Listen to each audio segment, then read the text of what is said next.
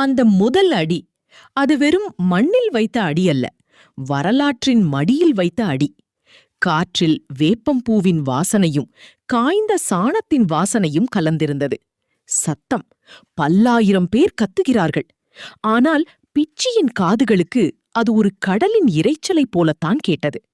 அவன் உலகம் இப்போது அந்த 10 அடி வட்டத்திற்குள் சுருங்கிவிட்டது. மருதனின் கைகள் நடுங்கின.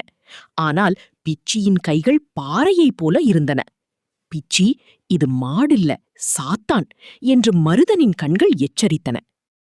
ஜமீன்தாருக்கு இது ஒரு விளையாட்டு. அவரது கர்வத்தின் சின்னம் அந்த காரிக்காளை. அந்த காளை ஒருமுறை கூட தோற்றதில்லை, தோற்கப் போவதும் இல்லை என்பது அவர் எண்ணம்.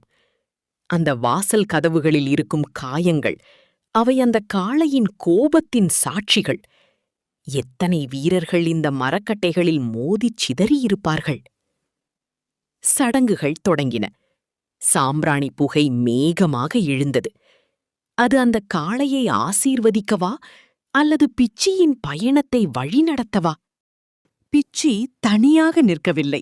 அவனுக்கு பின்னால் ஒரு நிழல் தெரிந்தது. அது அவன் தந்தை அம்புலித்தேவனின் நிழல். அந்த நிழல் அவனுக்குள் ஒரு தைரியத்தை கொடுத்தது.